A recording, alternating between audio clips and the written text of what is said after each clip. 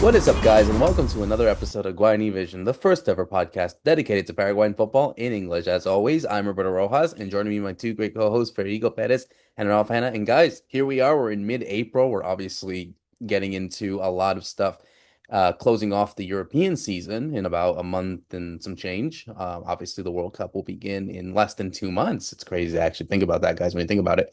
But yeah, the World Cup is almost there, and obviously, we still have a lot of games to talk about, a lot of moments, a lot of players that are in our sort of Paraguayan football sort of circle. Obviously, we'll talk about what happened in Libertadores, the Sudamericana.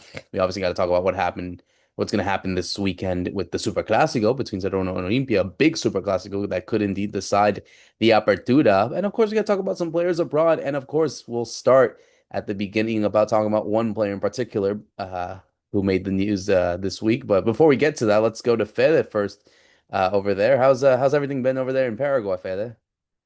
It's been good, Roberto. How do you? How do Ralph? How do everyone listening to Guarani Vision? Like always, great to be back for another episode, another week. We got plenty of stuff to talk about. You mentioned a couple of those things. We got the preview of the Super Classico, recap of Libertadores, Sudamericana games. It was an overall good week, I would say, for our Paraguayan teams. Even though only one of those teams was able to win. Not so strong in Libertadores yet, but it is looking a bit better in Sudamericana at least. And definitely got some news also coming in this week, just like always. Probably to stand out, that we got good news as the World Cup is coming out about our Paraguayan refs. I was reading just a couple of days Yes. ago that Juan Gabriel Benitez, nickname here Finissimo Benitez, he was confirmed as one of the three Paraguayan refs that will be going to the World Cup. Also, linemans Eduardo Cardozo and Milciades Saldivar will make the trip. They will actually be in the Super Classico this weekend. That will probably be the last big game for them as they head into, pretty much the preseason for the refs getting ready for the World Cup. Besides all jokes, we wish them the best. Hopefully, they represent the Paraguayan refs the best way possible. And yeah, we got to talk about Julio Enciso. We got to talk about Oscar Tacuara Cardozo. Those were probably those two names that really stood out. We had a whole bunch of goals also coming in from Paraguayans this week in Sudamericana, in Libertadores. You were seeing a lot of players trying to stand out really to make that list, Roberto. Yeah, absolutely. And it's actually a good mention about the referees. I'll go to Ralph on this one first because it's the first time since Enrique Cáceres in 2018 that a Paraguayan referee will go back, or Paraguayan referees will go back to the World Cup, this time a World Cup with Paraguay as well. So you get the best of both worlds, either the good or the ugly, depending on who you are. But still, I think it shows that, hey, if Paraguayan officiating is of CONMEBOL standard and of FIFA standard, then hey, that deserves them to be in the squad for all the list of the referees being there. I don't know if it's gonna help or hurt some teams today. He's there. Yeah, yeah, and you never know with the who gets to the World Cup final, who ends up getting to ref the final. Because remember, of course, 2006 when you had an all-European final, we had an Argentinian referee, Horacio Elizondo, who worked a lot in Paraguay later. He was one of the kind of coordinators of the referees. So you never know, like giving who ends up getting there, you might have a chance to be at an even bigger stage. I mean, it's been a long time, by the way, for Paraguayan refs that they were at the top stage. I think Carlos Amarilla was probably the last guy who he did, Copa Libertadores finals, and he was maybe on the upper level of more respected, and then he kind of had some of a scandal on his post career as he was retiring, and since then we haven't really seen any Paraguayans being up there in terms of the top referees in CONMEBOL. So this is a good opportunity to maybe see that they get some more games. And like I say, depending who gets to the final, you never know who gets those games in the later stages. Well, if it's Paraguay, then obviously we won't get that. So I think we're all hoping that maybe that isn't the case. But hey, it's a sort of a win-win as well. But yes, obviously as I mentioned it at the beginning, we obviously have to talk about the big news that happened Wednesday evening was the announcement of Oscar Cardoso finally retiring from soccer as a whole at the age of 42. He turns 43 next month. But I mean, what we could say about everything about his career. I mean, certainly, the big one that obviously comes for Paraguayans is he was the guy that scored the winning penalty against Japan in the round of 16 in South Africa at the World Cup. Obviously, he's also well remembered for missing that penalty against Spain in the quarterfinals. But of course, he's had a wonderful career on all fronts, starting off at Nacional, then making the jump to Newell's Old Boys, and then eventually making the jump to the team that he is best well known for at Benfica, where, he had an incredible time there. 7 seasons, 293 games, 172 goals, 38 assists, several trophies. He's obviously then worked his way up to Trabzonspor and Olympiacos to kind of finish off his European odyssey. And then he goes to Libertad, where he has an incredible record as well, scoring tons of goals, winning a lot of trophies. Fede, you had the opportunity of speaking to Tacuara yesterday on your show at Tigo Sports. And, certainly everyone was asking him about his great moments of his career, certainly best teammates and, those kind of things that maybe could have happened later in his career. Obviously, the big one with him not going to Cerro Porteño was a big one, but I think it was really good to see that you were able to pay homage to him by just saying thank you, to saying thank you for the career that he has. Because eventually, I think that's what people want to be remembered for is, not always the goals that you score and the trophies that you won and but those moments, like you even said, the fact that you got us off our seats several times in your illustrious career, I think shows how much appreciation that a lot of people give to Tacuara or the Big Cane, as they say in English. Yeah, it's a nice way to go also, right? For people to remember, the good things about you, especially when you have more things to talk, good things to talk about somebody than the bad episodes, right? Even though you can go back to that situation in 2010 and the way we left the World Cup in that game, that penalty, people talked about that penalty for so many years here in Paraguay. I think we finally kind of left that situation behind. Now going back to a World Cup, I feel like that scar has finally sealed, and hopefully we can have a good World Cup this year and totally forget about 2010 and think about the future, think about the present. But it was a nice opportunity to just say thank you to Oscar Tacuara Cardozo. I know they love him in Portugal, like you say. They love him in Turkey. They love him in Argentina. When he played in Newell's, tremendous numbers. He was a top goal scorer. And just to hear him yesterday, going back about his career ever since he started, coming to Asuncion from the countryside, he barely spoke any Spanish because in the countryside he would only speak Guarani, guys. So for him, it was becoming a person. It was just growing up and evolving as a human being. Also, this whole journey of being a soccer player along the way, it was a very special, I believe, career for him. Leaving football at 42 years old, and just like I told him yesterday, the last game for Libertad, you were a starter. You were on the starting team. He left football. Football didn't leave him at 42. And I told him also that I was looking at the list of 2010 and it's just Roque and him. And now he's gone. It's just up to Roque Santa Cruz to see when he wants to let it go. He's still playing in Nacional. Weird thing about football, right? I mean, Oscar Tacuara Cardoso started his journey in Nacional, and it looks like maybe Roque might end his in Nacional. It's just the way things go back and forth. But I mean, I had very special moments with Tacuara. I can remember so many good goals, important goals with the national team, with different clubs. I really just enjoyed his career. In Europe, he was so successful, guys. I mean, you look at his numbers and you can't compare him with anybody else because his numbers are just off the charts compared to really other Paraguayans that have done similar things in Europe. So just props to him. Just thank you, Tacuara, for everything you done and for the many times that he really just brought me off my seat and just got me clapping. Even in these last years in Libertad, he really amazed me, guys. He scored really good goals. I remember one from half field, and I was there. I was on the field. I was on the stadium, and I just went crazy. And he did that several times along his career. As a football fan, I just really enjoyed everything he brought to it. Yeah, it was very nice to like see that he finally had his moment because Cardoso is one of those guys like he's just been so quiet, like Fede was saying when he first came, from the countryside, hardly spoke Spanish, and he hardly gave interviews, and he was never in the news in terms of having to, there was no ever like scandals about him, or he was just a very chill guy who went around doing his business, and it was great business. I mean, over 400 career goals. He really had, like, I think, a renaissance with Paraguay and with Paraguayan fans by coming back to Libertad, because he'd left so young in his career. He didn't play for a big club, he didn't play for one of the grandes in Paraguay before he left. Because maybe there was the memory of not just missing the penalty against Spain, but then 2011 he doesn't even get called up for the Copa America, which is kind of a strange thing. By the way, that season he scored over 20 goals for Benfica, and Tata Martino decided not to call him up, so he didn't get to go to the Copa America final in 2011.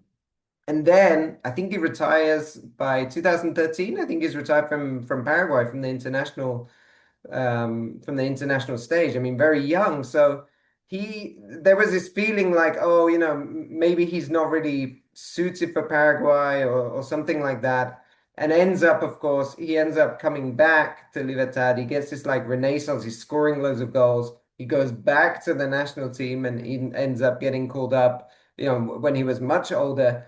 And that kind of, I think, helped like rejuvenate is maybe the wrong word, but like rebuild his kind of status in Paraguay as one of the best strikers they've ever had. I mean, if you look at his record in Europe, it's really just between him and Roque, or you go back to like the 60s maybe with someone like Eugenio Morel or Cayetano Rey. It's like really there's no other players that have been in the finals of European competition like he has, scoring and just being such an influential player, mostly at Benfica, and also obviously he went to Greece and Turkey. So it's great for him. And I think it's really nice that he got to do it on his terms. He wasn't injured. He decided he's not going to, like, scratch around trying to play intermedio, which could have happened. You never know. And he's just, chilled now with his family. He has his whole business that he set up now. He's producing, like award-winning cattle in terms of the production in the Chaco, and then he has his own kind of award-winning butcher shop, I guess is the best way to call it, down in Asuncion. So he's got this whole business he set up around what he loves doing, which is just he loves being out in the countryside, chilling, going fishing. Like, you'll see him do that all the time. He's a very relaxed guy, and now he gets to enjoy some of that retirement. He was saying yesterday, I was listening to Fede's show yesterday. He was saying, I'm just enjoying being a dad, taking the kids to school, doing like normal stuff. But let's see, because how long that lasts before the itch to maybe come back at some way. We've been looking at the 2010 team in general, or even going all of Paraguay's like golden generations that did very well in the national team. Pretty much all of them are still around in some capacity. If they're not directors, like say Justo Villar in the national team, they're assistant coaches at a high level, like Julio Enciso right now is with Chiquiase, for example, or they're actually head coaches themselves, right? So, Julio Cesar Cáceres is just to name one. So all of them they seem to stay around football. So let's see what Tacuara does. For now, he's enjoying retirement, but let's see how long that lasts. Yeah, no, totally. I think, when you are such a big, let's be real, a big player in the sort of impact of Paraguayan football, especially given the career that you had in Europe and obviously scoring important goals like you did against Japan, I think, your legacy is always going to be intact, and it feels like you can basically do whatever, Fede, is that says that. But, I don't want to go into speculation as to someone who just retired, but no, I think it's a good point, like you said, Ralph, as well. Him and Roque have kind of been the standard, you know, the gold standard basically of the players playing in Europe, and that's the hope that I'm sure we're getting with the likes of Diego Gomez. We'll talk about Julio Enciso in a bit. Those type of players that have grown up playing with Tacuara. Actually, if you think about it, Julio Enciso has always said that it was his idol, and he was the one that thanks to Tacuara, he got the career that he's had so far. So it all goes full circle in a way. As much as, like Ralph said, Tacuara wasn't that sort of like, you know, big, larger than life person, always in the news and always being that big personality. I think from a more low key standpoint, he's been an influence to several of the young Paraguayan players. And, I'm sure the ones that, go into this World Cup in North America, I'm sure will hopefully make their own legacy because I think that's that's the legacy that Tacuara has had that he scored the most important goal in Paraguay national team history, at least from a World Cup perspective. I think it's now their chance, Fede, to make their own sort of history, but they're always going to look back at, Tacuara being the person that sort of guided them in that sense. Yeah, and you have to give also credit to Libertad, right? For signing him when Cerro didn't want to sign him, or when Cerro's president didn't want to sign him because it came down to that situation. He said it yesterday very clearly. I waited 3 times for that offer, it never came, and then I got the call from Libertad's president. And he was so important there, scoring so many goals at the end of his career, getting several championships, and also being a mentor for several young kids that were coming in from the youth academy. Some of them are now in Europe, like Diego Gomez, for instance, like Julio Enciso, that he really took him under his wing. You would see them together in the practices. After practice, you would see them together at Oscar Tacuara's house. I think Julio Enciso, before he even left to Europe, he went to see him because he was always getting that advice directly from Oscar Cardozo. So nobody's surprised to see how well Julio and Diego are carrying themselves now in Europe. It's not your typical move from Paraguay players to just go directly to Europe, and Libertad has been able to do that because they had these kind of legends already in their squad preparing the young players. So I think that was also key in this situation. And just like you said, full circle, we're heading into the next World Cup with Julio, with Diego, with Gustavo Gomez, who was also a Libertad player back in the days, and Libertad had a lot to do with that, just the way they handle themselves as a club, and to see Julio Enciso scoring that goal in the Conference League and doing the same gesture that Oscar did when he was playing in Benfica, celebrating it the same way. It must have been very special for Julio on the same day that Tacuara pretty much announced his retirement to have the game that he had in the Conference League, taking his team to the semifinals. What a game that was, actually. We'll segue to it because, yes, Strasbourg are in the semifinals of the Conference League after losing 2-0 to Mainz and then heading into the stadium over there in Strasbourg. It was an incredible game from them and an incredible game from Enciso. He helps set up the first goal from Nanasi. He assists the second goal from Otoara. Then he scores the third goal, and then he assists the fourth one from Emmanuel Emegua. So, Ralph, I mean, this is an incredible performance from Julio. I have to say, I think from a situation like this, especially the fact that they were 2-0 down and they were fighting for a spot in the semifinals of a continental competition, this had to have been Julio's best game, at least when you look at from the all-around perspective, not just in Strasbourg, but I think in all of Europe. Yeah, I think this is we talked about how he's been getting more minutes. He's been more consistent since since he went to Europe in 2022. He was just 18. And then now we're seeing, wow, this is like the match-winning performance that you've seen him do for the national team, or you saw him do in Libertad, but now he's doing it at a really high level. It's the Conference League. Okay, some people might say, oh, it's the third tier, but it's a quarterfinal against a Bundesliga team who really dominated you in the first leg as well, right? Like let's be honest, they didn't. I didn't think they were gonna be able to turn it around based on the first leg, and it's a lot of that magic that Enciso has. And remember, he's doing all of this not playing where he was hoping to play because of injury. He's actually been pushed more forward into the kind of 9 role. But I mean, okay, it's very fluid the way Strasbourg play under Gary O'Neill. But I mean, it was just a real mature performance, and it was that kind of thing to say we always knew you had this talent and this ability, and you were doing it in these like one-off crazy goals that you were scoring for Brighton maybe, but you weren't able to really do it, at 90 minutes. I think he played like 89 minutes. He did come off at the end, but I mean, this was really exciting, I think, to see, and it's just building on everything he's done this season. So he's hit double figures, right, which I don't think he'd done in Europe before. Yep. He's played like over 2,000 minutes, which he hadn't done before in Europe. So all of this is like starting to show that this is the guy we knew. Like nobody doubted ever his talent, but there was a time between Tacuara, maybe is the way to say it. There was a time between Tacuara, him leaving the nest and then not getting game time, getting injured very often.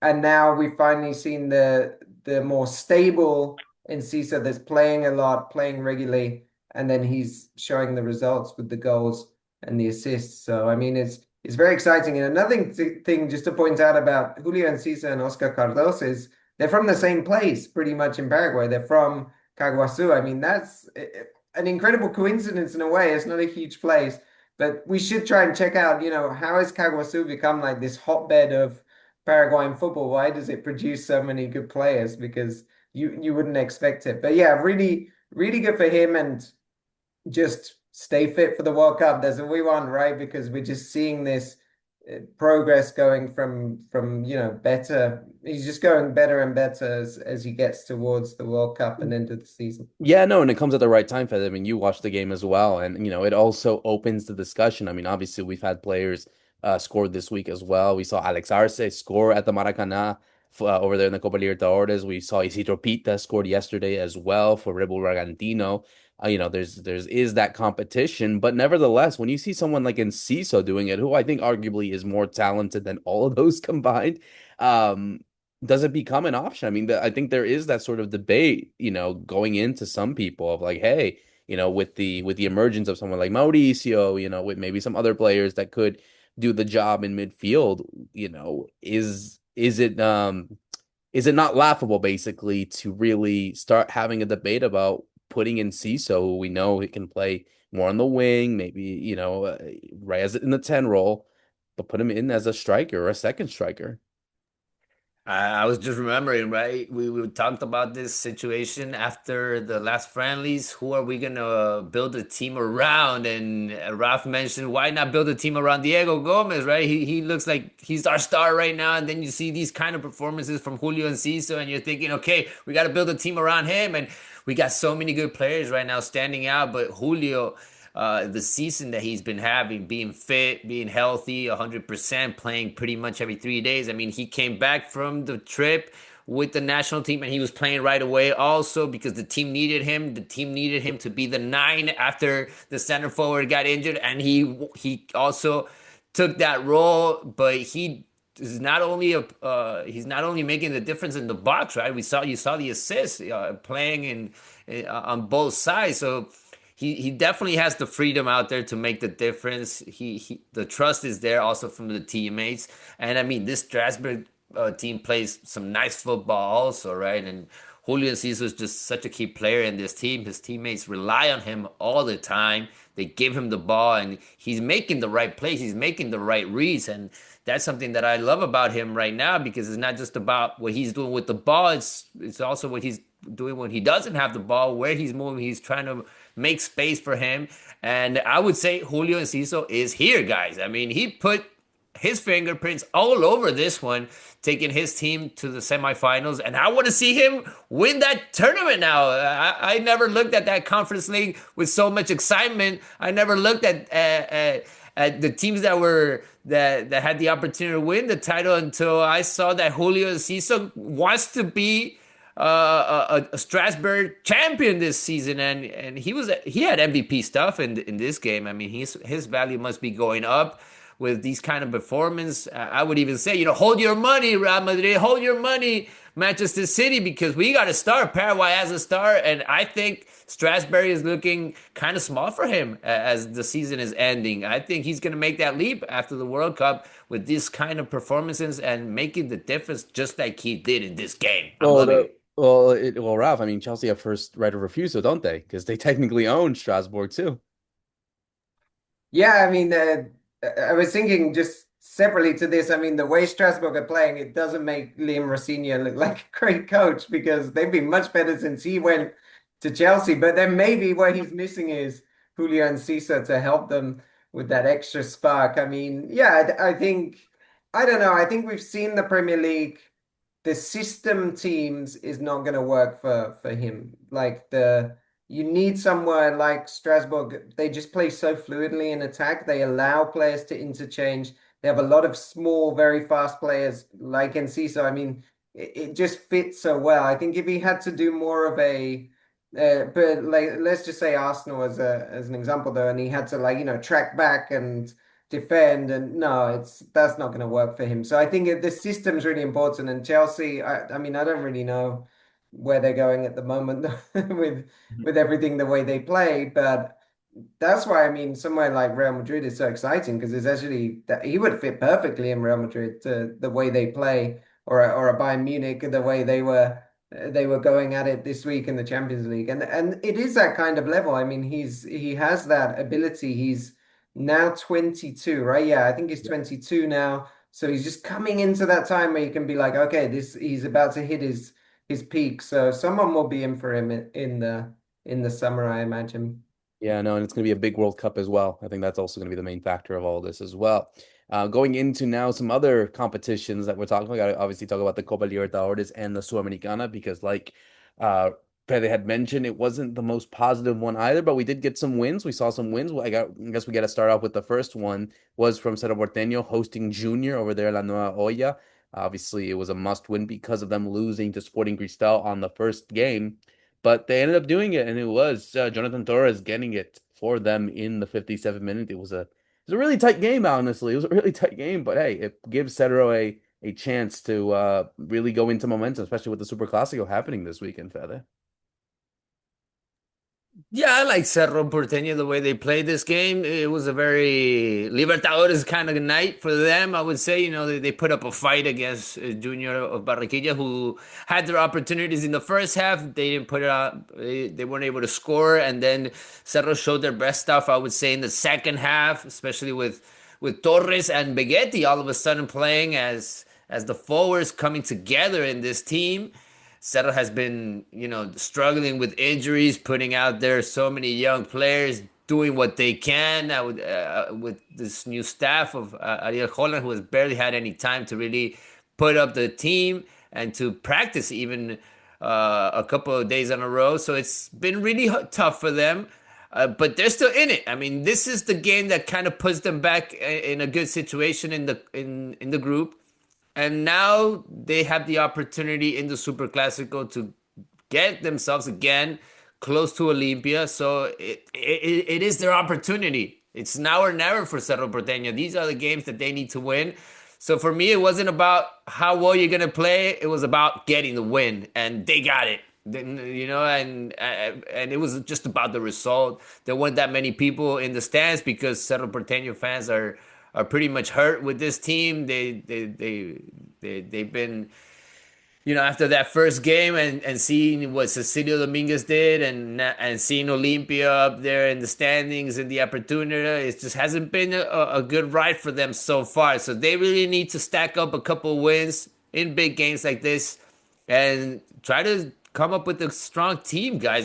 Just as of right now, I just see Ariel Holland looking at his bench and seeing who can I trust more than putting up the players that he wants or building the team that he probably wants. I think that team we're gonna see it in the second part of the second part of the semester, in the second part of the year, because he took this team with so many problems on after the preseason, and he's always talking about that. This team is not fit. This team has problems with injuries. I'm not a magician. He said it the first day, Ralph.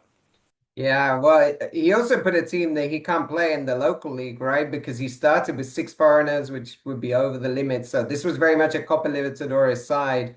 A lot of changes again. Like they were saying, even Piris Tamoto got injured during the game, so he's probably not going to play in the Clásico, which we'll talk about soon.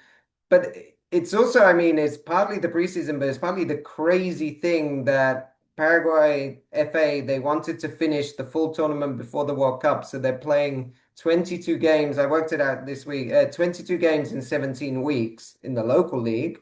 So you're playing more than one game a week. And then you've thrown in this. And the way the schedule gave it to Cerro, they've actually that game was their third game in 6 days.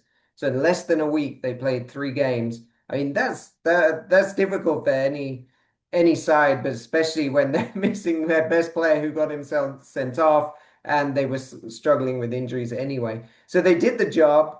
It was a very strange goal, right? Because it was like, how have Cerro created this 5-on-4 forward, and it was because of Perez, the defender, right? Matias Perez wins the ball, and then he manages to break out, and he continues in the attack. So it's actually him, the centre back, who gives the pass back to Jonathan Torres for the goal, which was maybe surprising to see because we weren't expecting to see Perez up there in the attack.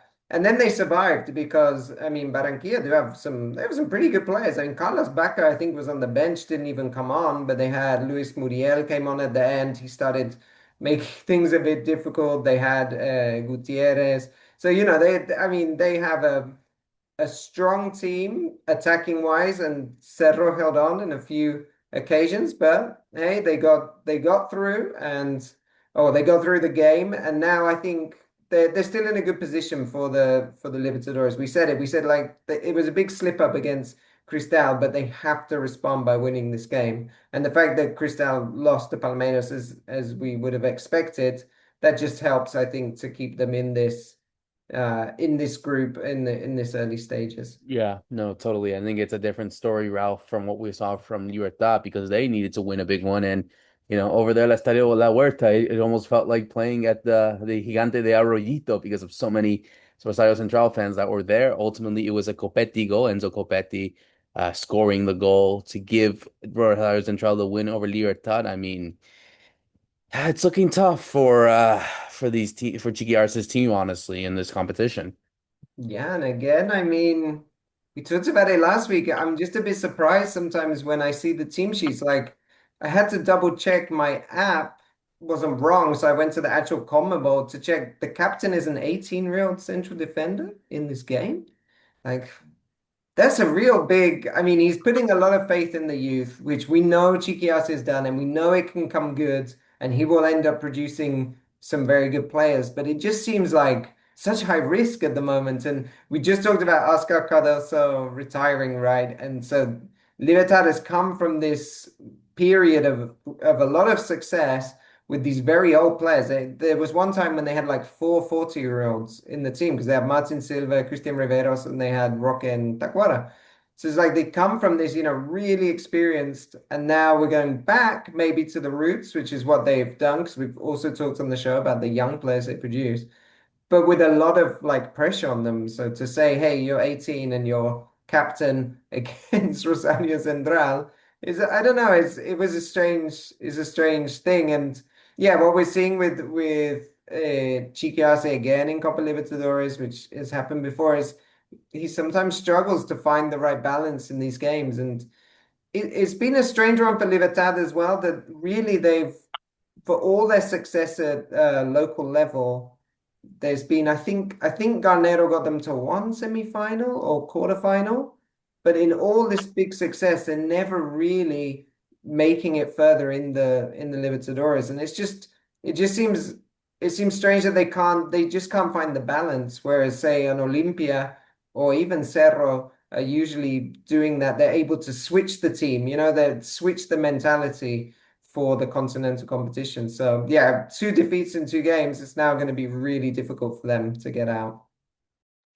Maybe aim for Sudamericana, guys. Libertad does not look like they have enough to fight in this Libertadores against the big teams, right? I mean, I thought that this was probably one of those matches where you see, okay, where we are right now, and you totally saw that they struggled, even though Chiqui tried to win it or at least try to get a tie in those last minutes, wasn't able to do it. So I think it just goes hand by hand, the choices that he's making and what the club is thinking going into the future. We gotta sell. We gotta put these young players on the stage. We gotta put them in these big games because they need to gain experience. They need to show their stuff out there. So give the opportunity to be captain for Thiago Fernandez, who had been captain of most of the young teams that he played in Libertad's youth academy, and Villalba has been playing a lot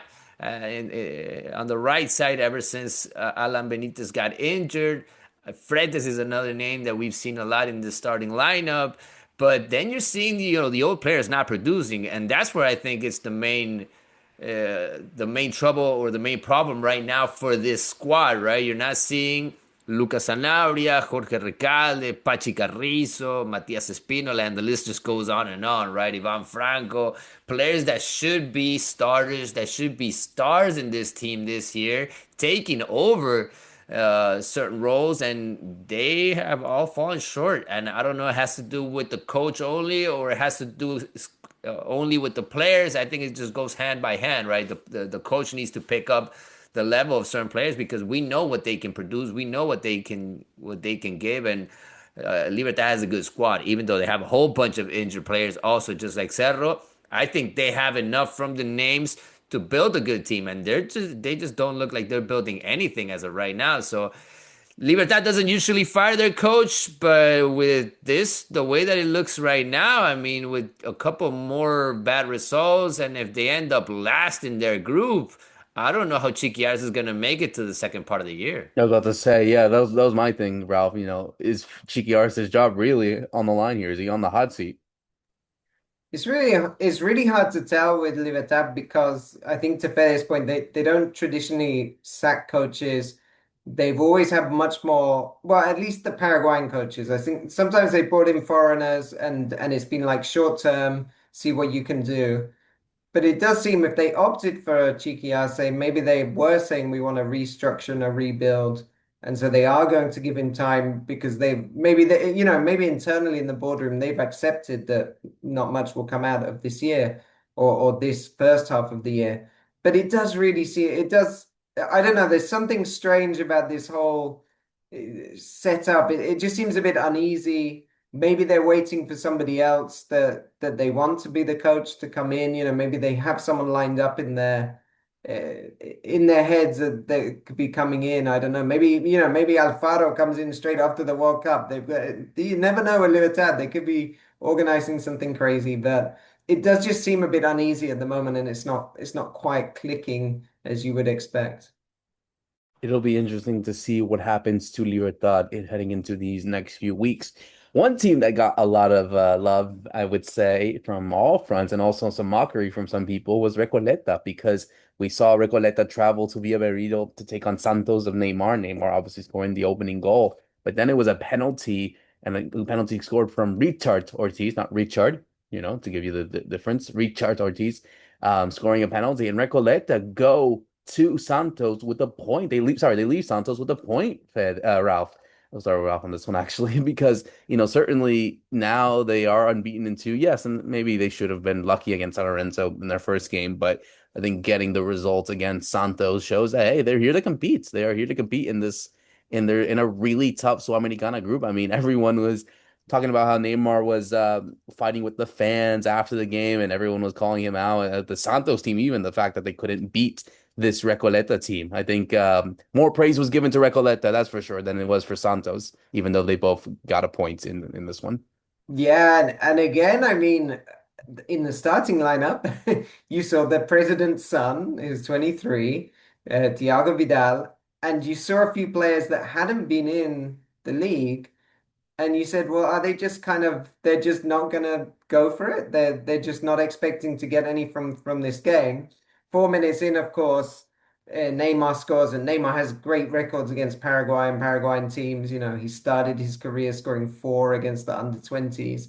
That's 2011. That's when he shot to prominence really. And you thought, oh, this is going to be very difficult.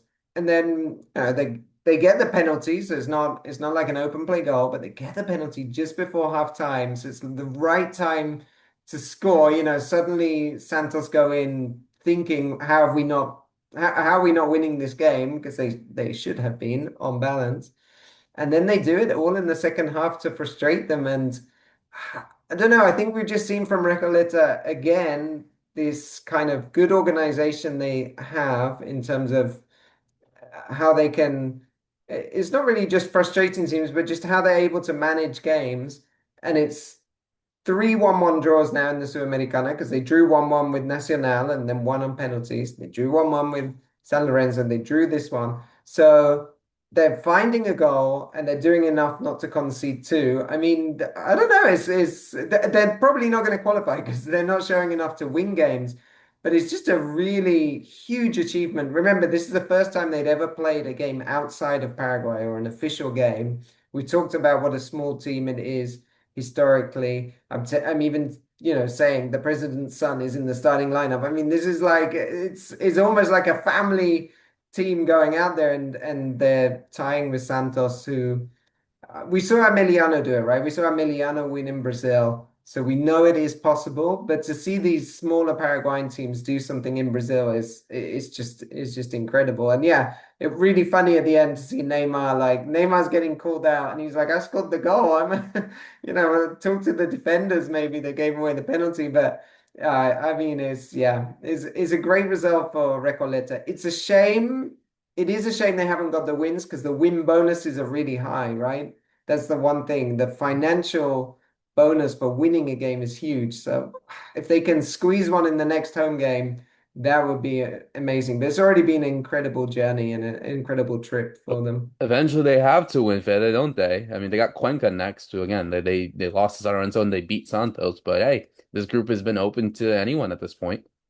Yeah, if they win their next game, they'll be in first place. So it actually looks kind of good for them in the sense of how many points they got right now and looking at the rivals and just how the group is starting to fall into its own place. I like Recoleta, the way they're handling themselves. I think they're being smart about it. I even heard the president talk about the situation before the game. We're going to go in with this B team. We've been getting this B team ready because our priority is the local league. We don't want to be relegated like it happened with other teams that have played Sudamericana, and probably the year after that, they went all out with their money. They hired a whole bunch of players, and then the numbers just didn't add up, and they forgot about the local league. It kind of happened to Dos de Mayo also during this Apertura as they were playing those first stages also of the continental competition. So I think it's been good for Recoleta. They got ready for the situation. They have a huge squad of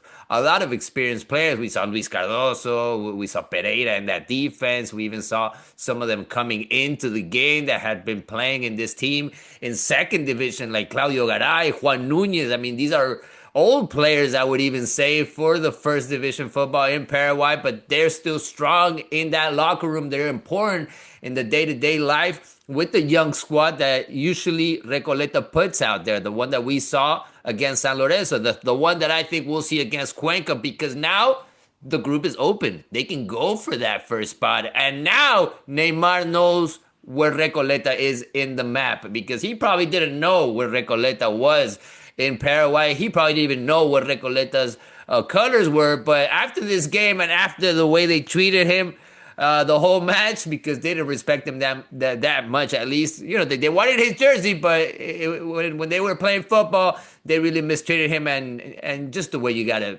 go against these kind of players, quality players like Neymar. Everybody was expecting to see him make the difference, but Recoleta got the result at the end of the game. It was a good draw for them. Historic night for El Canario.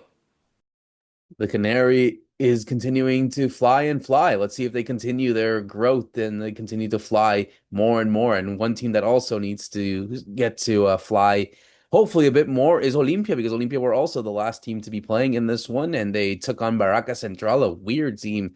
Of course, of Barraca Central, obviously very close to the Tapia family, and they go in and they get a 0-0 draw, actually, in this one. They're still top of the group, Peda. They're still top of the group. They go 0-0 nevertheless, but they definitely need to better their performances. But maybe they're just getting ready for the Superclasico. Who knows? I'm not disappointed with the performance from Olimpia. I'm disappointed with the result. They should have won this one. These are the kind of games that you need to win at home, especially because now you're gonna head to and play against Basco, which everybody's thinking, okay, this is the strongest team, even though they haven't taken the competition very seriously yet. They lost as well, and they lost on a few days ago. They lost. They're not doing that well right now. I think they're thinking more about the Brasileirao, but it is nonetheless a Brazilian team. It's gonna come out. It's gonna come with their offensive game, and I think they'll come with their starters, because as of right now they're standing in last place, so they need to survive in this group. That's gonna look like a final. But going back to this one, I mean, it was a fight in the mud, guys. I mean, Barracas just came and all they wanted to do was fight. They didn't want to play football. I mean, this team, and I see it all the time in Argentinian league, right? Ever since they put all these small teams in first division, they just try to get results. They don't care if it's an ugly 0-0 game. They just want the result. They're just trying to make it. They're just trying to make history for them because it was the first international game for Barracas Central. So for them, it was a special night. They wanted to get the result, and Olimpia kind of needed to show the grit. They needed to show that okay, we can handle the ball. We can be the team that goes out and scores. But